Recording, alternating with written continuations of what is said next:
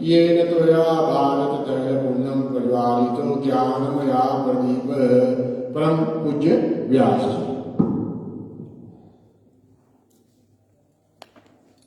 हरि ओम। गुरुर्ब्रह्मा गुरुर्विष्णु गुरुर्देव महेश्वर गुरुः साक्षात् परं ब्रह्म तस्मै श्री गुरवे नमः। लोकाभिरामं रणरङ्गधीरं राजीवनेत्रं रघुवंशनाथं कारुण्यरूपं करुणाकरन्तं श्रीरामचन्द्रं शरणं प्रपद्ये। यं ब्रह्मा वरुणेन्द्ररुद्रमरुता स्तुन्वन्ति दिव्यैस्तवैः वेदैः साङ्गपदक्रमोपनिषदैः गायन्ति यं सामगा। ध्यानावस्थिततद्गतेन मनसा पश्यन्ति यं योगिनो यस्यान्तं न विदुः सुरासुरगणा देवाय तस्मै नमः। ॐ अतुलितबलधामं हेमशैलाभदेहं धनुजवनकृशानुं गादिनामग्रगण्यं सकलगुणनिधानं वानराणामधीशं रघुपतिप्रियभक्तं वातजातं नमामि। वन्दे देवमुमापतिं सुरगुरुं वन्दे जगत्कारणं वन्दे पन्नगभूषणं मृगधरं वन्दे पशूनां पतिं वन्दे सूर्यशशाङ्कवह्निनयनं वन्दे मुकुन्दप्रियं वन्दे भक्तजनाश्रयं च वरदं वन्दे शिवं शङ्करम्। वसुदेवसुतं देवं कंसचाणूरमर्दनं देवकी परमानन्दं कृष्णं वन्दे जगद्गुरुं। बोधेन तनुजानिके सुमिरो पवनकुमार बलबुद्धिविद्या देहि हरहु कलेश विकार सियापति रामचंद्र की जय। शरणम। भगवान अनंत कोटि ब्रह्मांडों के नायक सद्घन चिद्घन आनंद घन स्वरूप निर्गुण निराकार सगुण साकार षोडश कलह पूर्ण वै परब्रह्म परमात्मन के श्री चरणों में नतमस्तक होते हुए इस पवित्र देवालय में स्थापित समस्त विग्रहों के सामने प्रणिबद्ध होते हुए आज के पवित्र तिथि पर विराजमान यहाँ पर हमारे पूज्य पंडित जी पंडित महताब सिंह जी, आज के यजमान भजन समाज, जो हम सभी को बहुत ही सुंदर और क्लासिक भजन सुनाए थी, तो उनके लिए भी बहुत धन्यवाद। दूर निकट से पधारे सभी देवियों सज्जनों भक्त सज्जन मंडली, आप सभी को श्री सनातन धर्मदेव मंदिर के व्यवस्थापक मंडल की ओर से और जो यंगराथ है उनकी ओर से सभी को विशेष स्वागत है। जो प्रति रविवार की तरह आज फिर से यहाँ पर उपस्थित हुए हैं भगवान के गुणानुवाद को श्रवण करने के लिए। आज तो तिथि विशेष है, तो उसी पर कुछ चर्चा यथा तथा भगवान हम और आपको उनके विषय में सुनाने की इच्छा रखते हैं, वैसे हम करेंगे। कथा की ओर बढ़ने से पहले सभी से प्रार्थना, हाथ को जोड़े, एक दो बार भगवान नाम संकीर्तन हो जाए, तत्पश्चात हम वाणी की ओर बढ़े। श्रीमन्नारायण नारायण नारायण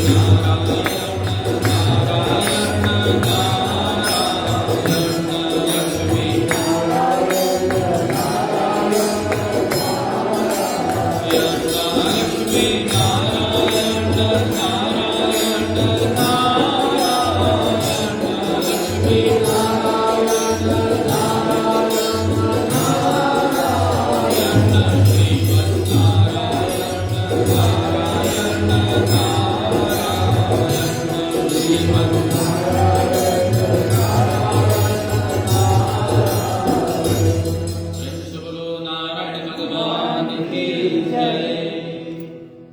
सज्जनों, आज कार्तिक मास अमावस्या से एक दिन पूर्व चतुर्दशी तिथि होती है, जिसे नरक चतुर्दशी भी कहते हैं। कल धनतेरस था। समुद्र मंथन के समय में जब धनवंतरी का प्राकट्य हुआ तो वह त्रयोदशी तिथि पर था, और समुद्र से निकलते हुए जब सभी देवता और दानव मिल करके, सुर और असुर दोनों मिल करके, और भगवान नारायण कश्यप अवतार धारण करके पृथ्वी को अपने कंधे पर रखकर और वासुकी नाग को लगाया गया, और इस ओर देवता और दूसरी ओर सभी दैत्य जब खींचने लगे, समुद्र को मथने लगे, और तब उसमें से त्रयोदशी की तिथि पर जाकर के धनवंतरी देव का प्राकट्य। ठीक, तो जो स्वास्थ्य के विषय में हम और आपको स्वास्थ्य प्रदान करने वाले, आरोग्य प्रदान करने वाले संत हैं, वो धनवंतरी, उनके लिए हम कल दीप जलाए। और उसके 2 दिन बाद अर्थात अमावस्या की रात्रि में तो हम महालक्ष्मी का प्राकट्य मानते हैं। उसी दिन लक्ष्मी मैया वही सागर में से समुद्र मंथन के माध्यम से प्रकट हुई, तो इसलिए हम दीपावली को कल मनाते हैं। ठीक, कभी कहीं पर बहुत से लोग, नहीं से सोशल मीडिया इतना बढ़िया है कि सब लोग ऊपर अपन अपन वृत्तांत करे लगे कि के का है। कोई बोले कि लक्ष्मी मैया घाट में से ऊना निकले, बोले सब बनावल है कि धन की देवी ना हैगा। तो ऐसे यही इसी देश के बहुत से लोग हैं जो ऐसे करते हैं, फेसबुक पर मिले हैगा, सब देखेंगे। तो दुख होता है इस बात का कि लोग बिन सोचे बिन विचारे और ऐसे ऐसे वृत्तांत लिखते हैं। ठीक, और महालक्ष्मी का प्राकट्य मनाया गया, ये पुराणों में है। विष्णु पुराण, भागवत पुराण, ब्रह्म वैवर्त पुराण, इन सभी पुराणों में एक ही कथा आती है। समुद्र मंथन की कथा अधिकांश पुराणों में, पुराण वेद समुद्र मंथन, क्योंकि वहीं से तो सृष्टि आगे बढ़ेगी। सृष्टि के लिए जितने कुछ पदार्थ प्राप्त करना, उसमें से रत्न, सभी रत्न निकले, उसमें से गौपे भी निकले, उसमें से हाथी भी निकला, अंत में जाकर के तब अमृत मिला। और सबसे पहले तो विष ही निकला, सभी को पता है। और भगवान शंकर ने उस विष को पान करके नीलकंठ के नाम से प्रसिद्ध हुआ। यह पहली चीज है जो उसमें से निकला। उसमें से महालक्ष्मी जी भी निकली। तो कथा बहुत विस्तार है। फिर देवों में बहस होने लगा कि अब लक्ष्मी को कौन लेगा कौन लेगा। तो इस पर भी 3-4 रातें कथा हो सकती है, किंतु मुद्दा वो नहीं। आगे बढ़ते हैं तो लक्ष्मी जी का प्राकट्य हुआ उसी दिन। अब फेसबुक पर भी हम पढ़े थे कि बोले कि ना बोले को लक्ष्मी के ना हैगा स्वामी भगवान राम दारम बोलते दिया स्थान खस्तो फोर लक्ष्मी माता, तो वो भी हम पढ़ ली है तो सत्य, किंतु क्या है अधूरा सत्य जो होता है, जो लोग कम जानते हैं वे ही सबसे ज्यादा बोलने की इच्छा रखते हैं। कहते हमारे शास्त्रों में कहा अर्धो घटो घोष मुपैति नूनम संपूर्ण कुंभो न करोति शब्दम। बोले अर्धो घटो, घट माने घड़ा अंक्रेट, और जब अर्ध अर्ध बोले आधा, अर्धरात्रि माने आधी रात के, तो आधी रात के भी माँ लक्ष्मी का प्राकट्य हुआ, रात्रि के समय में, दिन में ना, अर्धरात्रि में महालक्ष्मी का प्राकट्य हम मनाते हैं। तो अर्धो घटो घोष मुपैति नूनम, यदि एक घट को अंक्रय अर्ध आधा जब भरल जाए तो बोले घोष मुपैति नूनम, हमें यदि हम लोग कुछ बजावल जाए तो हमें से नए नए आवाज निकली, क्योंकि घड़ा आधा है। बोले संपूर्ण कुंभो न करोति शब्दम, जब वह घड़ा संपूर्ण हो जाए, भर जाए, तो एक भी शब्द उसमें से नहीं आएगा। कर लेना, गिलास पानी भर ले, आधा पर जब बजिए तब तो निकले, भर जाए तब का निकले। बोले विद्वान कुलीनो न करोति गर्वम, जो विद्वान होता है और बड़े कुल में जन्म लेता है, न करोति गर्वम, वो कभी घमंड नहीं करता है। नीची स्वच जल्पयन्ति, और बोले जो नीच होता है, बोले वो अपने को दिखाने के लिए बहुत मेहनत करता है, जबकि इसकी आवश्यकता नहीं। ये आपके शास्त्रों में कहता है, किसी को बोलने के लिए नहीं कहते, किंतु समाज इस प्रकार से है जो शास्त्रों ने लिखा, अपन मीनिंग हम ना दे, जो लिखल वही बताए। ठीक, तो यहाँ पर अब बोले कि माँ लक्ष्मी जी के हाथों में से ना एक सोना के सिक्का गिरे और ना ही धन की देवी है। तो मैं पढ़ा तो सोचा कि अच्छा चलो नहीं बात है, तो बोले जितना पुस्तर जब लक्ष्मी मैया दिखावे कि धन बरसावे, बोले गलत है। ठीक, जबकि लक्ष्मी जी केवल विष्णु की पत्नी, बिल्कुल असत्य, बिल्कुल असत्य। श्री सूक्त ऋग्वेद में कहते हैं कि हिरण्य वर्णाम हरिणीम सुवर्ण रजतस्रजाम चंद्राम हिरणमयीं लक्ष्मीं जात वेदो महावह ताम आवह जात वेदो लक्ष्मी मनपगामिनीं यस्याम हिरण्यम विन्देयम गामश्वं पुरुषानहम्। बोले हिरण्यम विन्देयम, हिरण्य माने सोने, जो हमें सोना देता है, सोना प्रदान करता है, जिसका वर्ण स्वयं सोने का होवे। हिरण्य वर्णम, हिरण्य माने क्लियर, वर्ण, वर्ण बोले ओकर जो स्वरूप है, क्लियर फना इस क्लियर, लक्ष्मी मैया के यही रंग है। हिरण्य वर्णम सुवर्ण, सुवर्ण भी सोना है। रजतस्रजाम, रजत माने चांदी, तो सोना और चांदी से मिश्रित जो रंग उत्पन्न होता है वही मां लक्ष्मी जी का प्रथम प्राकट्य का वर्ण था। हरिणीम सुवर्ण रजतस्रजाम, बोले चंद्राम हिरण्यमयीं लक्ष्मी जात वेदो महाव। यदि हम मां लक्ष्मी के स्वरूप को देखते हैं तो जैसे चंद्रमा के आसपास में जो आभा होती है, चंद्रमा तो चंद्रमा है, किंतु उसके आसपास में जो किरण, चंद्रमा में से तो किरण नहीं निकलता है, मां जो आभा होती है उसे कहते, जैसे औरा हम लोग के हो वैसे चंद्रमा के भी आभा, जिसे चांदनी कहते हैं।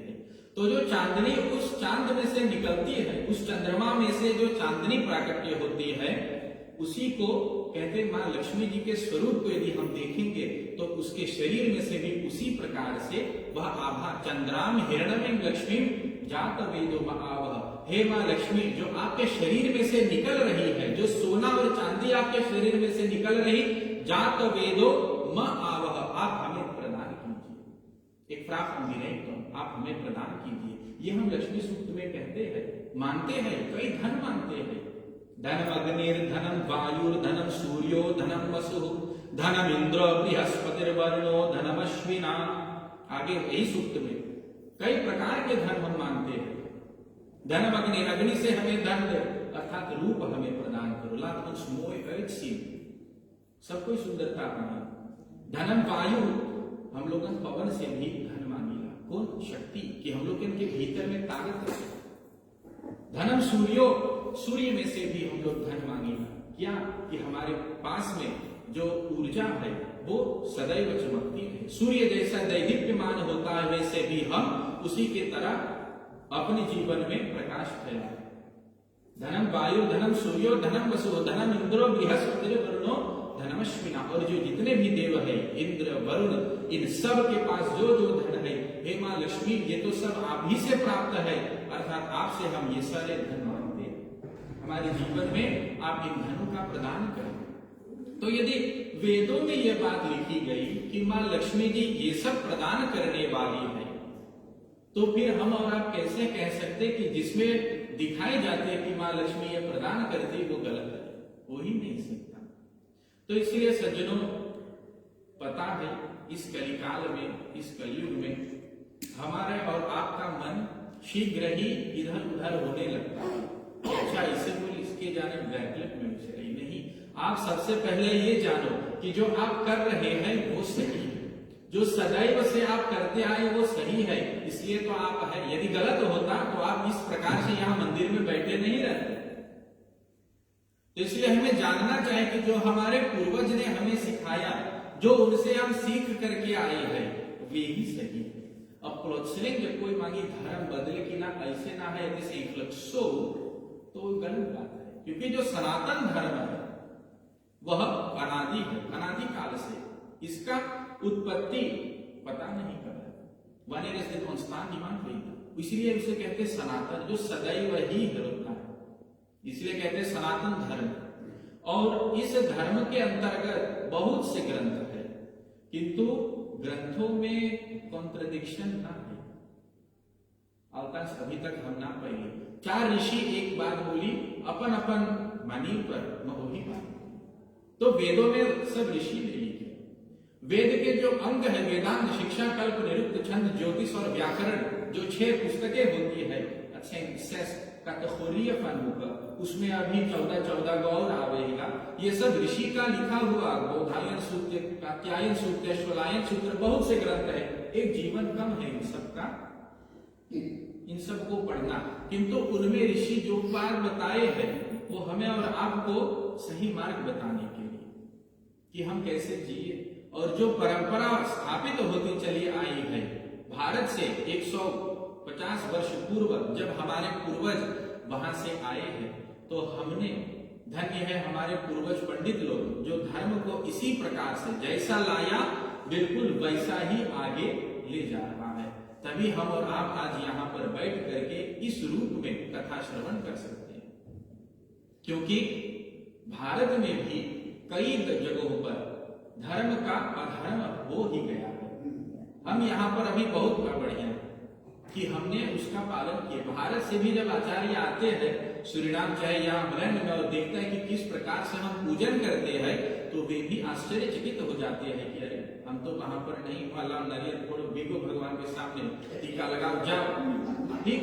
जैसे बिजनेस जितना हल्ली हो सके सब हो जाएगा, किंतु श्रद्धा है, श्रद्धा होनी चाहिए। भले इस प्रकार से होवे, किंतु हमारे यहाँ और समय हम और अच्छा से कर सकते हैं।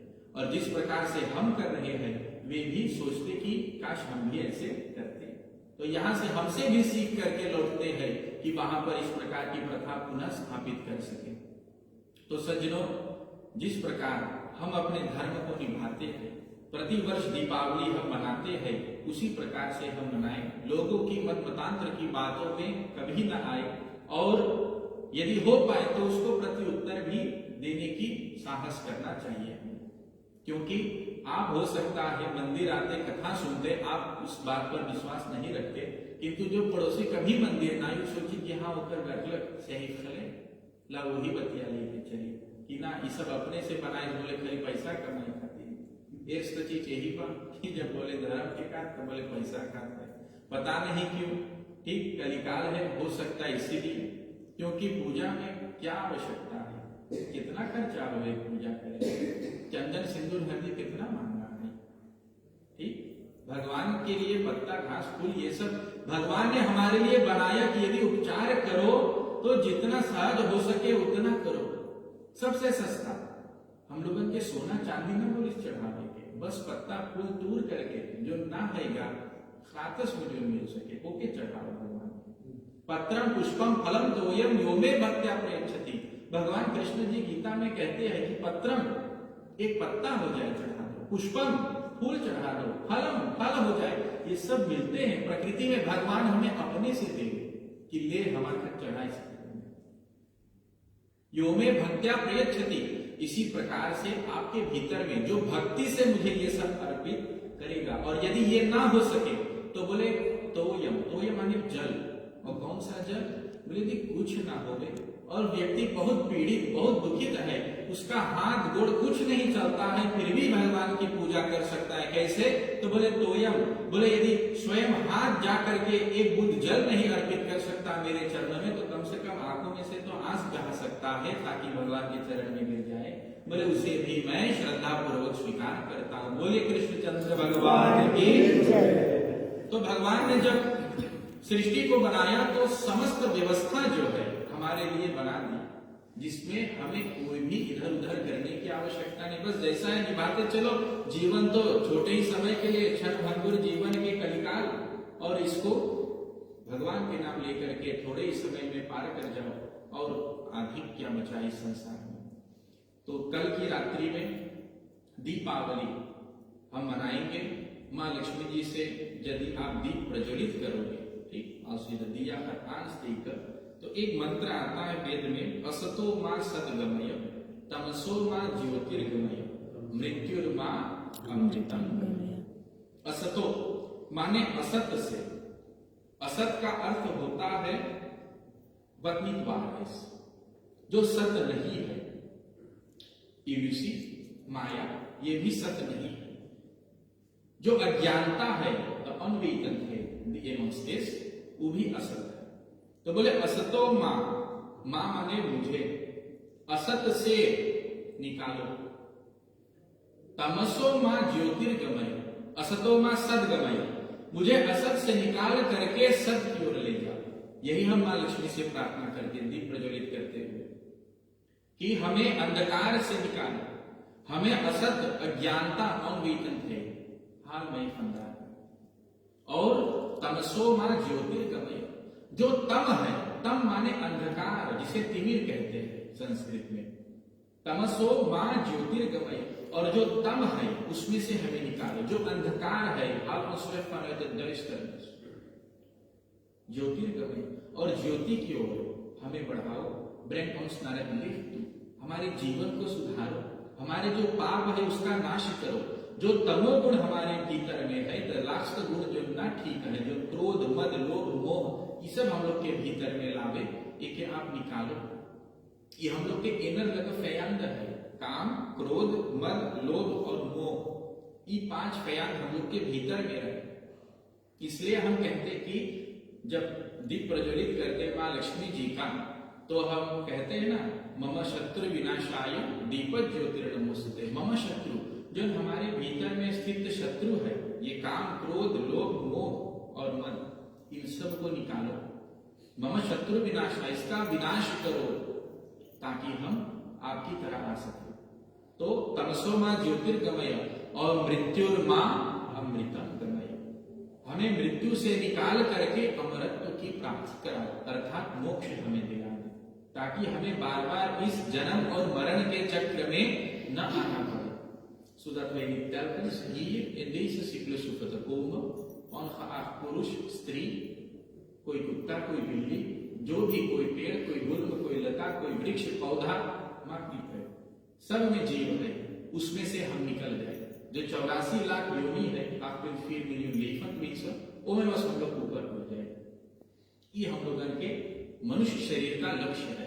और हम माँ लक्ष्मी से वही प्रार्थना करते हैं दीप प्रज्वलित करते समय कि मृत्युर्मा अमृतम गमय, हमें फिर मृत्यु की प्राप्ति ना हो, हम अमर हो जाए। अर्थात एक बार यदि मृत्यु हो तो मोक्ष, तुरंत मोक्ष, उसके बाद हमें इस संसार में न आने पड़ेगा। तो संजील मंत्र ये सामवेद का है, और इसे ही हम प्रयोग करते हैं दीप को प्रज्वलित करने के लिए, और माँ लक्ष्मी से यही प्रार्थना करते हैं। और आज की कथा, आपके समय बड़ी हल्ली जा, तो आज की कथा तो अभी न शुरू में तो स्मरण के ले लेते।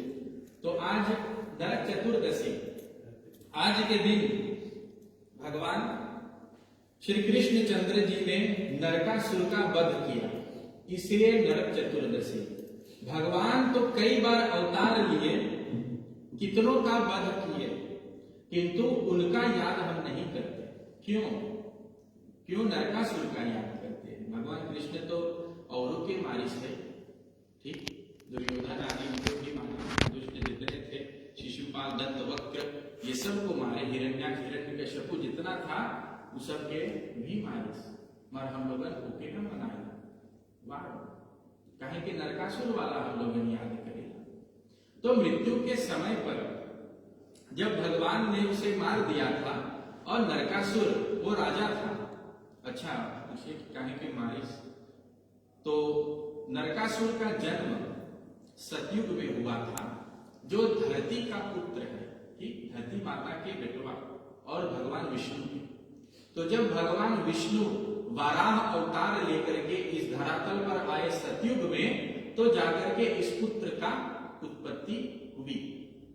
और जब भगवान फिर अपने लीला से अंतर्धान हो गए, जो वराह अवतार पृथ्वी को हिरण्याक्ष और हिरण्यकश्यप को दो राक्षसों से बचा करके पुनः स्थापित किया जहां पर था, तो फिर वे चले गए, और उस समय यह नरकासुर नामक दैत्य उत्पन्न हुआ। तो थे विष्णु के पुत्र, किंतु उसकी संगति में जो दूसरा दैत्य था, उसके कारण यह अपने पथ से दूसरी ओर चला गया, और दूसरी ओर जा करके तब भगवान को उसको ये देना पड़ा कि मैं बार बार जब आऊंगा तो आपका दर्शन देता रहूंगा।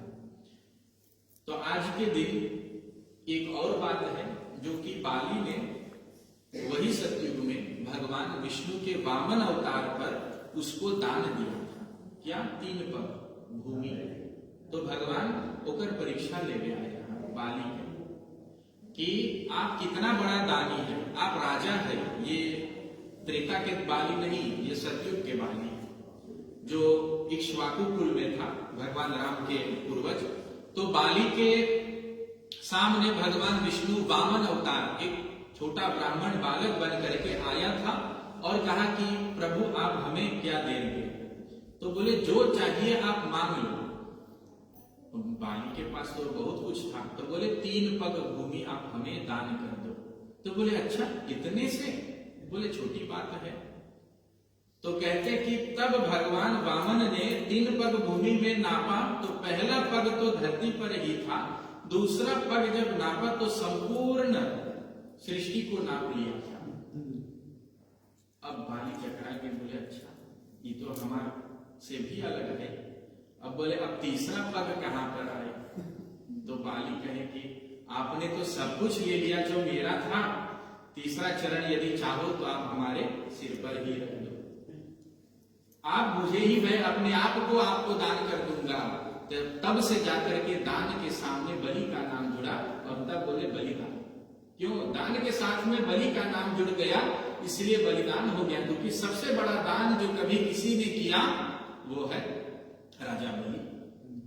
इसी प्रकार यदि सच्चाई, तो सब धर्मात्मा राजा रहा वही कुल में, किंतु अधिक जो होता है वही को याद किया जाता है।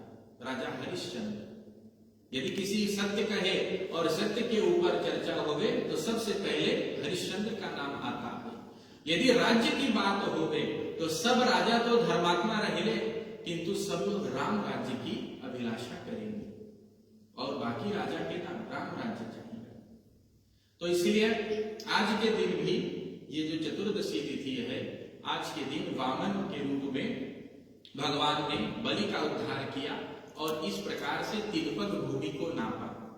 और आज के दिन जो द्वापर युग में, तो भगवान कृष्ण ने नरकासुर का वध किया। नरकासुर विष्णु जी के पुत्र थे, किंतु कुसंगति के कारण वह बहुत ही दुराचारी और पापात्मा हो गए थे। तो वे राजा थे, और राजा होने के नाते वह ब्रज के 16,100 गोपियों को उठा करके अपने कब्जे में करके बंद कर लिए थे, और उसको छुड़ाने के लिए भगवान कृष्ण जी गए, और नरकासुर को जब मारने लगे, जब नरकासुर को पता चला कि अब हम बचेंगे नहीं, तो अंतिम समय में यही वचन उनको मांगा कि आप हमें यह वरदान दे कि जो जीवन पर्यंत हमने पाप किए, ये तो गलत था ही, किंतु यह दिन जो है ये सभी को याद रहे कि मेरे तरह ना बन करके जो सब अत्याचारों को आज ही एक दिन में निकाल ले अपने भीतर से। जितनी नकारात्मकता है बोले आज के दिन में निकाल ले, और तब वह वरदान प्राप्त होने के कारण प्रति वर्ष प्रति चतुर्दशी कार्तिक मास के हम नरक चतुर्दशी को मनाते हैं। और इस दिन कहते कि यमराज के लिए एक दीप प्रज्वलित करना चाहिए जो अकाल मृत्यु से हमें बचाता है, ठीक, दुर्घटना से, ठीक, जो सही समय पर ना आए, आगैलिंग भय, सेल्फ मोर्ड भय, ये सब अकाल मृत्यु है। तो इन मृत्यु से हम बचे, इसलिए हम आज यमराज से प्रार्थना करेंगे लंबी आयु, अकाल मृत्यु हमारी हरण रहे, और ऐसे हम यमराज के लिए दक्षिण की ओर मुख करके एक दीप प्रज्वलित करते हैं। और कल तो बड़ी दिवाली है, आज छोटी दिवाली, तो लक्ष्मी जी के लिए जो अष्ट लक्ष्मी बताया गया, लक्ष्मी 8 प्रकार के होते हैं, कभी फिर और अधिक समय रहेगा तो उस पर चर्चा हो जाएगी। तो अष्ट लक्ष्मी, तो प्रत्येक लक्ष्मी के लिए एक दीप, और जो आपके यहाँ घर में होता है वो 9वां होता है। तो 9 दीपक सबसे पहले जलाए जाते हैं, उन दीपकों की पूजा हम करें, और उसके बाद में जितना आप चाहो उतना आप जला सकते। उसके बाद में आता है यम द्वितीया, ना पहले गोवर्धन पूजा, ठीक, मंगलवार को गोवर्धन पूजा है। और इस दिन ये कथा तो सभी को पता है, भगवान कृष्ण ने ब्रज के समस्त वासियों को बचाने के लिए अपने कनिष्ठ उंगली पर समस्त पूरे गोवर्धन पर्वत को अपने हाथों पर ले लिया था, और ये सब केवल इंद्र देव के मान को भंग करने के लिए। उसके बाद में यम द्वितीया, ये सब नरकासुर को मार करके जब वे लौटे तो अपने बहन सुभद्रा, जो कि अर्जुन की पत्नी, उसको धागा बचाया कि जैसे मैं नरकासुर को मारा और बाकी के जितने रानियां थी उन सबको उनसे बचाया, तो मैं आपको एक धागा बांधता हूं, मैं आपकी सदैव रक्षा करूंगा। और इस प्रकार से उसे यम द्वितीया, जिसे भाई दूज के त्योहार से जाना जाता है, वो उसके उपरांत होता है। दीपावली के दिन नरकासुर को मार करके जब भगवान कृष्ण लौटे द्वारिका में, तो उस दिन भगवान कृष्ण के आगमन के लिए भी संपूर्ण द्वारिका में दीप जलाया गया था, तो इसलिए उसे भी दीपावली का एक कारण माना जाता है।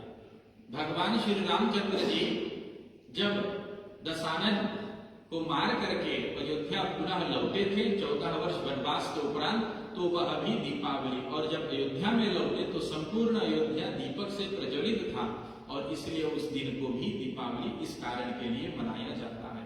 तो एक ही दीपावली के 3 मुख्य कारण बताए गए।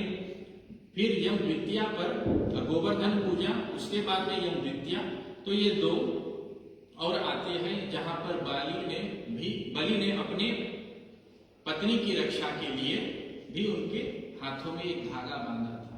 इसलिए जो मंत्र पढ़े ना पूजा में, ये न बद्धो बलि राजा दानवेंद्र महाबला तेन त्वं प्रतिबद्धनामि रक्षे माचल माचल, बोले जो बंधन बलि ने अपने पत्नी को बांधा था, ये न बद्धो बलि राजा दानवेंद्र महाबला, जो समस्त दानवों से महाबलवान था, और जितने भी दैत्य दानव राक्षस है, महाबल जो बहुत बलशाली राक्षस है, तेन त्वाम प्रतिपदनामि, इसी के कारण मैं आपको ये बांधता हूं, रक्षे माचल माचल, आपकी सदैव रक्षा मैं करूंगा। ऐसे इस मंत्र में कहा जाता है, और इसलिए भाई दूज भी मनाया जाता है। तो प्रेम से बोलिए श्री कृष्ण चंद्र भगवान की जय, लक्ष्मी माता की जय।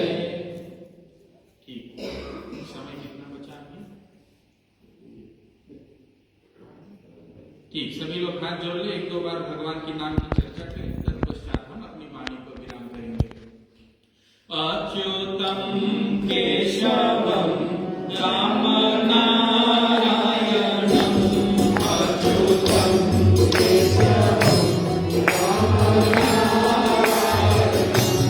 कृष्ण दामोदरम वासुदेवम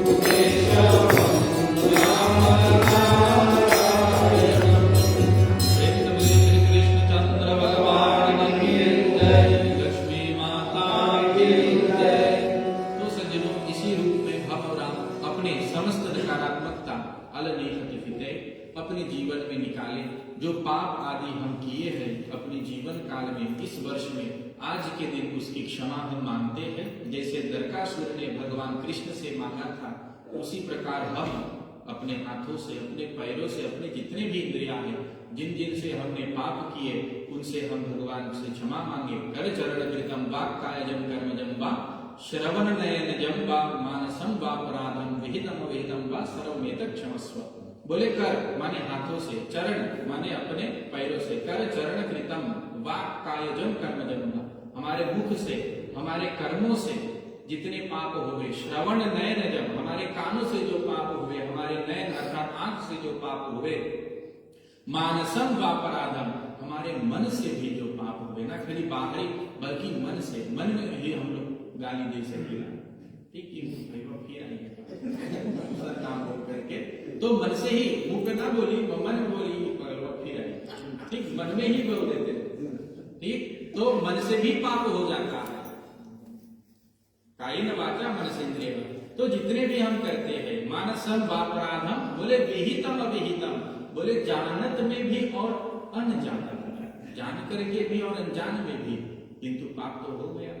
छुरी लेके थे पैराफोलिक हम आपके भोग दे, और चाहे मैं तो अपसेट होकर पीड़ा तो उतने हुई, तो चाहे हम अनजान में पाप कर ली, चाहे जान के पाप कर ली, बराबर उतने फल परिवार हो गए, ये आप जानो।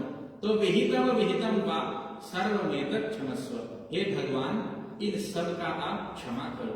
सर्वमेतत् क्षमस्व, जय जय करुणाब्धे श्री महादेव शंभो। हे भगवान इन सभी पापों से हमें बचाए और इन सभी पापों का नाश करें, और कल हम जीवन की नई सीढ़ी दीपावली के दीप जला करके लक्ष्मी से समस्त वैभव, धन धान्य, सुख समृद्धि और शांति में जीवन की प्रार्थना करें, और अपने नए वर्ष तो तब था, किंतु जीवन के लिए जो नया होता है उसको हम अपने लिए आमंत्रण करें,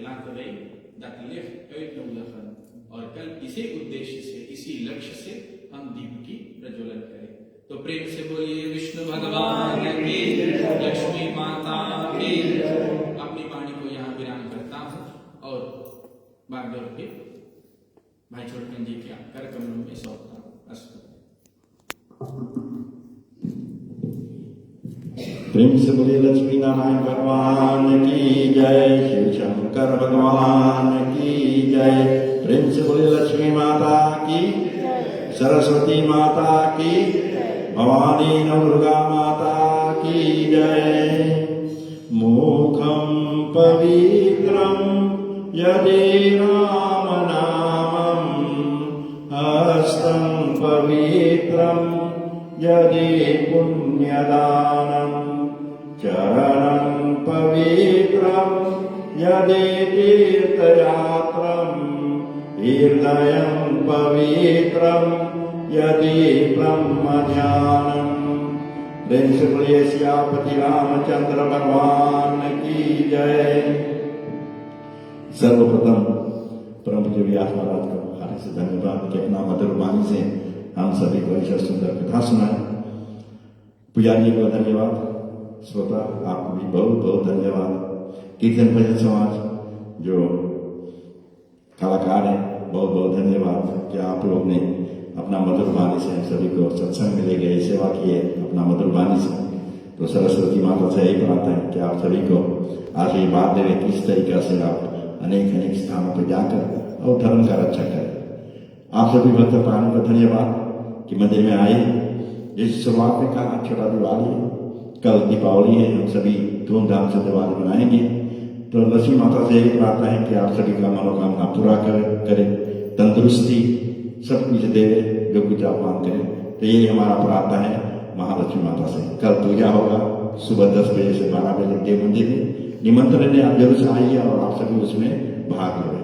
आप सभी को धन्यवाद। आसन से खड़े हो जाए तो महामंत्र जाकर के कार्यक्रम समाप्त करेंगे।